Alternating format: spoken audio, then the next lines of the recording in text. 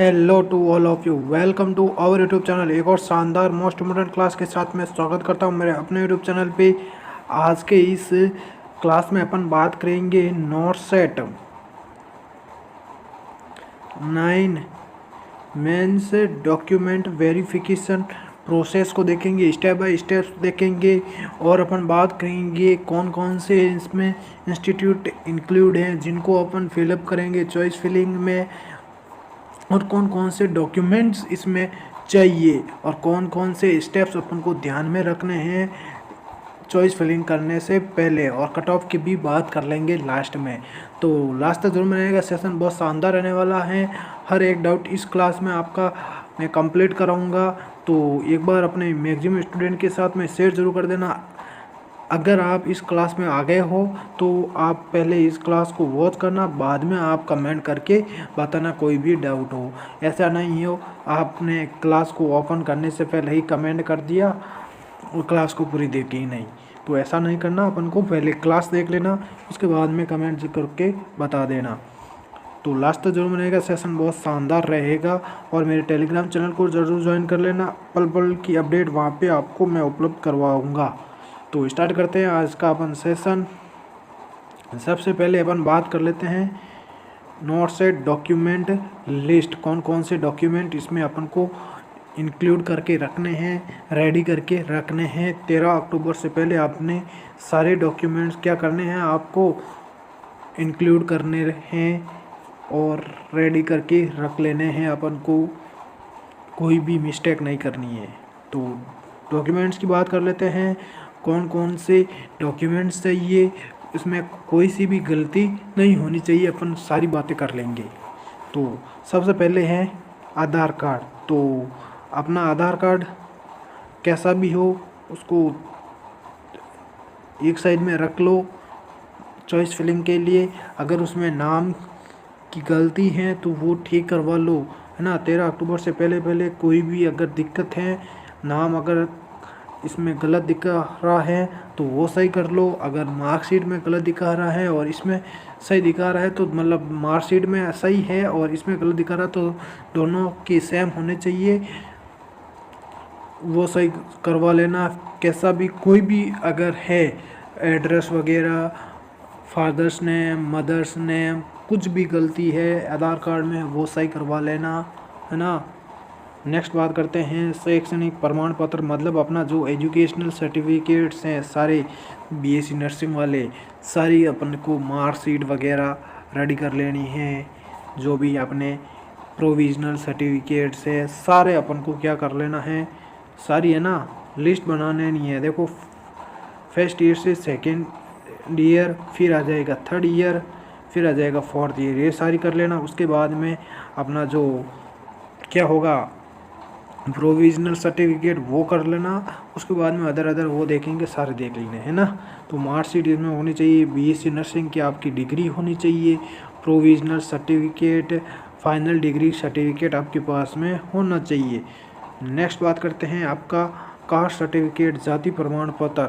अगर आप OBC, SC और एसटी कैटेगरी से क्या हैं, संबंधित हैं, तो ये सर्टिफिकेट आपके पास में होना चाहिए। वो भी क्या वो बोलते हैं ना, न्यू सर्टिफिकेट होना चाहिए। कोई भी गलती है इसमें भी देख लेना, नाम वगैरह सारे अपने पेरेंट्स के वगैरह सारे नेम्स देख लेना, एड्रेस वगैरह सही होने चाहिए। अगर नहीं है तो बिल्कुल आप जल्दी से जल्दी उसको ठीक करवा लेना और नया बना लेना।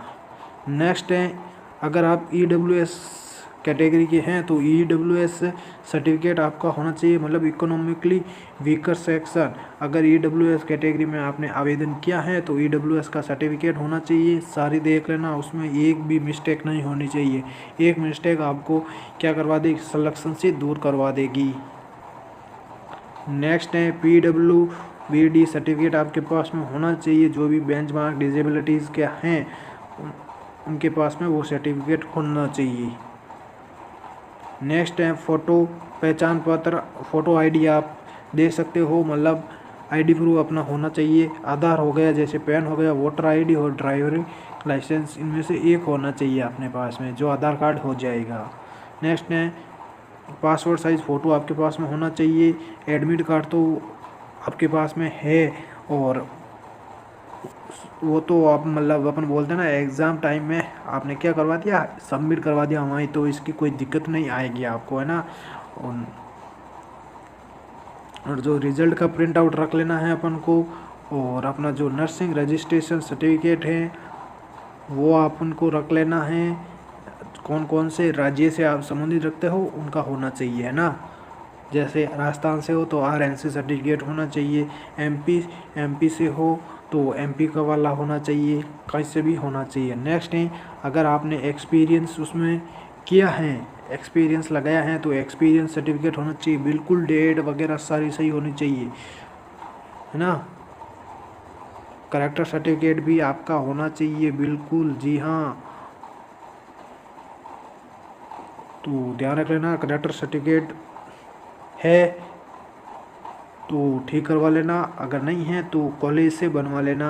आय प्रमाण पत्र, आपकी जो इनकम सर्टिफिकेट है वो होना चाहिए, है ना। EWS के लिए बिल्कुल आवश्यक तौर पे होना चाहिए। EWS कैंडिडेट को क्या करना है, आय प्रमाण पत्र लगाना है। नेक्स्ट है, जो अपना डोमिसाइल सर्टिफिकेट है वो भी आप अपना ठीक करवा लेना। डोमिसाइल सर्टिफिकेट मतलब मूल निवास, जो अगर विशेष राज्य के लिए मांगा हो तो मतलब कोई भी जो अंडमान निकोबार आते हैं ना उनके लिए मांगते हैं, है ना, तो भी अपन को क्या कर लेना है, डोमिसाइल सर्टिफिकेट रखना है, बिल्कुल अपना भी रख लेना है। और जो अपने ओरिजिनल डॉक्यूमेंट हैं, मूल दस्तावेज़, जो आपको ऑफलाइन बुलाया जाएगा ना, तब आपको ये सारे इकट्ठे करके रखना है। इसकी 1 से 2 क्या कर लेना है, फ़ोटोकॉपी करवा लेनी है ना। तो सत्यापन के लिए मूल दस्तावेज साथ लाने होने हैं चाहिए, और घोषणा पत्र होना चाहिए, जो सेल्फ डिक्लेरेशन आता है ना। इसका PDF आपको मेरे टेलीग्राम चैनल पे उपलब्ध करवा दिया जाएगा, ज्वाइन कर लेना टेलीग्राम चैनल। तो सेल्फ डिक्लेरेशन फॉर्म भी आपको फिलअप करना है। नेक्स्ट बात करते हैं, कुछ बातों को ध्यान में रखना है चॉइस फिलिंग करते टाइम में। देखो, looks like you have got a checklist of 3 things to keep in mind. देखो, 3 चीज़ें अपन को क्या रखनी है, माइंड में रखनी है फिलअप, जो चॉइस फिलिंग करते टाइम में। सबसे पहले है बेस्ट सुटेबल प्लेस होना चाहिए। देखो, अगर आप गुजरात से हो तो गुजरात से कोई भी इंस्टीट्यूट अगर है इसमें, तो सबसे पहले आपकी बेस्ट चॉइस वही रहेगी। ऐसा ना हो कि आप दिल्ली एम्स आपने लगा दिया और दिल्ली में आपका सिलेक्शन हो गया, मान लो सपोज दैट दिल्ली एम्स आपको मिल गया। आप बोलने में तो ऐसे लगेगा कि मैं दिल्ली एम्स में हूँ, लेकिन मेरे अकॉर्डिंग ये आपकी बेस्ट चॉइस नहीं रहेगी। क्यों नहीं रहेगी? देखो, समय के साथ में बदलाव रहेंगे, आपको आने जाने में बहुत सारी दिक्कतें रहेगी। सपोज दैट गुजरात से दिल्ली जाने में 6 से 8 घंटे लगते हैं, 6 से 8 या 12 घंटे, अपन 10 घंटे बोल सकते हैं, इतना टाइम लगता है। एक अपना जो भी होम डिस्ट्रिक्ट होगा उसमें 2 से 3 घंटे होंगे, तो आप बिल्कुल इजी तरीके से आराम से आ पाओगे, जा पाओगे। तो अपना सबसे पहले अपन को क्या करना है, होम डिस्ट्रिक्ट चुनना है ना। तो डिस्टेंस भी अपन को ध्यान में रख लेना है, और रेस्पेक्टेड जो भी अपन को अलग अलग इंस्टीट्यूट उपलब्ध करवाए जाएंगे, तो ध्यान रख लेना।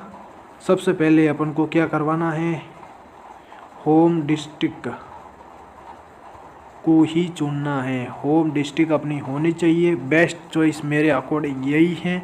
अगर आपको और लगती है तो अब जा सकते हो। तो सबसे पहले मैं तो यही बोल रहा हूँ, होम डिस्ट्रिक्ट आपको क्या करनी है, फिलअप करनी है। समय के साथ में बदलाव होंगे, आ नहीं पाओगे, नए रहे होंगे तो आपको अच्छा लगेगा। फिर बाद में जैसे जैसे आप पुराने होते जाओगे तो आपको एक बोल सकते हो कि दिक्कत आएगी, आपका जो आराम होगा वो नहीं होगा। एक तो होम डिस्ट्रिक्ट होगी तो वहाँ से आप इजी तरीके से आ जाओगे, पा जाओगे, तो ध्यान रख लेना। नेक्स्ट बात करते हैं द लिस्ट ऑफ इंस्टीट्यूट्स, ये देख लेते हैं अपन। इंस्टीट्यूट कौन कौन से हैं, देखो एम्स बठिंडा है, एम्स अवंतीपोरा है, एम्स भोपाल है, एम्स भुवनेश्वर है, एम्स दियोदर है, एम्स गोरखपुर है, एम्स गुवाहाटी है, एम्स कल्याणी है, एम्स मंगलागिरी है, एम्स नागपुर है, एम्स रायबरेली है, एम्स न्यू दिल्ली है, एम्स पटना है, एम्स ऋषिकेश है, एम्स रायपुर हो गया, राजकोट हो गया, एम्स विजयपुर जम्मू हो गया। एक ये अपना अलग मतलब इंस्टीट्यूट इसमें इंक्लूड किया है कैफिम्स है ना, CAFIIMS जो मैदानगरी है वहाँ पे हैं, और NITRD भी इंक्लूड हैं जो कैंसर इंस्टीट्यूट वाले होते हैं, CIP मुंबई हैं, CIP रांची है, जिपमेर पौंडुचेरी भी इसके अंदर इंक्लूड हैं, रिम्स इम्फाल भी इंक्लूड हैं जिसमें 80-20 को विद्रोह किया गया था है ना। LHMC हैं, ESIC न्यू दिल्ली हैं, जिपमेर यानम है और एम्स मदुराई इसमें इंक्लूड किए गए हैं। तो इतने सारे क्या हैं, लगभग अपने पास में 27 इंस्टीट्यूट हैं है ना। लगभग 3665 पोस्ट इसमें देखने को मिलेगी अपन को अलग अलग कैटेगरी के अकॉर्डिंग। तो अब थोड़ी सी बात कर लेते हैं कैटेगरी जो रैंक वाइज सिलेक्शन देख लेते हैं। अपन बात करेंगे कैटेगरी रैंक है ना, कैटेगरी रैंक UR ये मेल और ये फीमेल। देखो UR मेल की लगभग आपकी 1084 तक जा सकती है, ज़्यादा से ज़्यादा 1100 जाएगी, ये आपकी 1600 तक जाएगी फीमेल्स की है ना। UR फीमेल्स की थोड़ी बहुत ऊपर नीचे हो सकती हैं।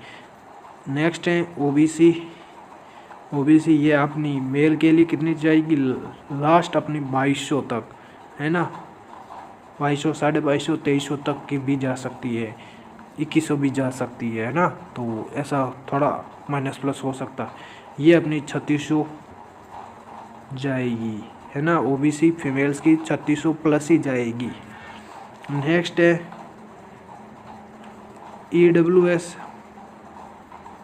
EWS की अपन बोल सकते हैं मेल की 2800 से 3200 तक जाएगी और ये 5000 तक चली जाएगी, 5000 या 4800 तक चले जाएगी। नेक्स्ट बात करते हैं अपन SC और ST, ये मेल ये फीमेल हो गई। तो SC की लगभग मेल की जाएगी 6000 या 5800 तक है ना, 5800 तक जाएगी, ये 7 साढ़े 7 तक जा सकती है फीमेल्स की। और ST की हो जाएगी ये 6000, ये हो जाएगा लगभग 8000 तक चली जाएगी, मतलब थोड़ी बहुत ऊपर नीचे हो सकती है, 7000 भी हो सकती है, 8000 साढ़े 8000 तक चली जा सकती हैं। ये अपनी SC और ST जो बेंचमार्क उनका सारा का सिलेक्शन हो जाएगा। तो ये अपनी कट ऑफ मार्क्स रहे। तो ध्यान रख लेना, चॉइस फिलिंग आपकी कब होगी, 13 अक्टूबर को स्टार्ट करवा दी जाएगी, उसी दिन आपका जो फाइनल होगी मेरिट वो निकाल दी जाएगी। जितने भी आपकी अगर आपको लगता है कि हमारा सिलेक्शन 100% होगा तो सारे डॉक्यूमेंट्स आपको क्या करवा लेने हैं, रेडी करवा लेने हैं। अगर कुछ भी मिस्टेक है तो एज सुन एज पॉसिबल आपको क्या करवा लेने हैं, ठीक करवा लेने। कितनी भी मिस्टेक्स हो सारी ठीक करवा लेनी। और एक बात और, 10th की भी मार्कशीट होनी चाहिए, 12th की भी अपने पास में मार्कशीट होनी चाहिए है ना, बिल्कुल ये होनी चाहिए 10th 12th ये सारी हो गई। उसके बाद में अपना जो ग्रेजुएशंस हैं GNM है तो अपने पास में एक्सपीरियंस आपने लगाया है वो भी होना चाहिए, अगर पोस्ट बेसिक है वो भी होना चाहिए, सारे होने चाहिए बिल्कुल इजी तरीके से, सारे के सारे आपके पास में होने चाहिए। तो एक बार इसको शेयर ज़रूर कर देना। Thank you to all of you.